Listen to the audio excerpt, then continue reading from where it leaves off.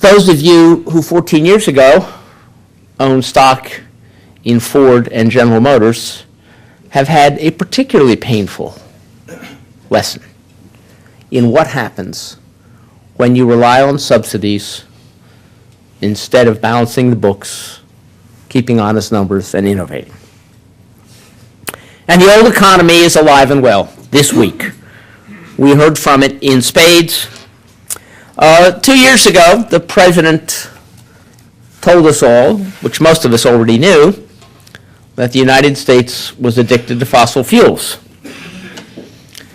Monday of this week, the vice president declared we needed one more fix, or actually he said we needed many years of more fixes, and he knew just where to get the dope, and it was by leasing and drilling in the Great Lakes and off the coast. He also said incorrectly that the Chinese were already drilling for oil off Cuba. They are not.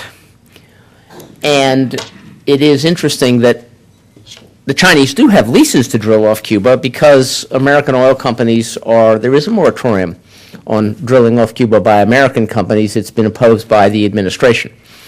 So there is a certain irony in an administration which says we need to find oil wherever it is, has made one exception: we don't want to touch any oil if it happens to be in Cuba. Then, later this week, Senator McCain, who had previously been a defender of the coasts, said he was changing his position. He now thought, now that gasoline was expensive, that it was time to sacrifice our coastlines. And he also said that we should invest $450 billion in new nuclear power plants, but that he was opposed to all subsidies and therefore could not favor subsidies for nuclear power and wind. So, for the last 14 years, the old economy has kept its grip on American politics. But it did not manage to strangle the new green economy. The new green economy has been born, just not in the United States. This morning I stood at the Science Museum on the Cleveland waterfront with Leo Gerard, the president of the United Steelworkers, and we jointly endorsed Barack Obama for president. 2 years ago, Leo and I had stood at that same waterfront in front of a wind turbine and discussed the irony of the fact that a wind turbine sitting on the Cleveland waterfront, whose basic technology had been developed at a NASA lab in Sandusky, Ohio, which I think is about 25 miles away from the waterfront, had actually been fabricated and constructed in Denmark. I was in Duluth, Minnesota this June. I picked up the local paper. The port of Duluth was booming. Business was very good. Duluth, of course, has always shipped huge quantities of iron ore from the Iron Range. These days, an awful lot of it is going to China. But Duluth has a new line of business. Duluth is handling and importing huge numbers of wind turbines to be erected on the Great Plains. That's a good thing. But the wind turbines, it turns out, are made from Minnesota iron, only they're made in China. So we are mining taconite in Minnesota, loading it on ore ships in Duluth, taking it past cities like Chicago and Cleveland, which have all the facilities to make steel and fabricate wind turbines. And then we're shipping it down the Atlantic coast, through the Panama Canal, across the Pacific Ocean to China, turning it into steel, making the steel into wind turbines, and shipping those wind turbines back the same way.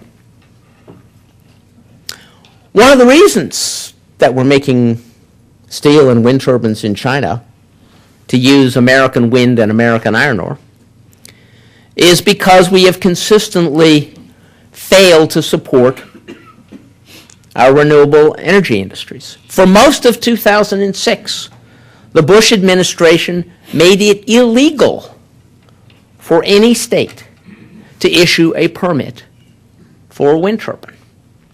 And the administration has just announced that it will not even accept applications for permits for new solar facilities on public lands. I was in India in March. I sat down with the number 2 guy at the Suzlon Wind Company, which is the 4th or 5th largest wind company in the world, trying to get him to come to the United States and build some manufacturing facilities here. And we spent about 4 hours together. He was very nice. And he said to me, look, I can build a factory in China, and I know what the rules are. I can build a factory in Europe, and I know what the rules are. He said, I can even build a factory here in India. He says, and you know that India has a legendarily bad business climate. But I can build a wind turbine factory here in India, and I know what the rules are. Can you tell me what the rules are in the United States? And I had to admit, I can't, because we keep changing them. He said, why should I invest in the United States when you can't even tell me what the rules are? From 1994 to 2000, the federal government gave the American auto industry billions of dollars to invest in hybrid vehicles. None of that technology has ever been brought to market. Honda and Toyota got the hybrid market first, and the new American car hybrids are all being built using that technology, not the technology which Detroit was paid by the American taxpayer to develop. This year, the world's first car, powered by a revolutionary new technology, compressed air, is going to hit the roads. It's not going to hit the roads in the United States, not going to hit the roads in Japan, not even going to hit the roads in Europe. It's going to hit the roads in India. It's being made by the Tata Corporation. The new green economy is happening all over the world. It's just not happening yet in the United States.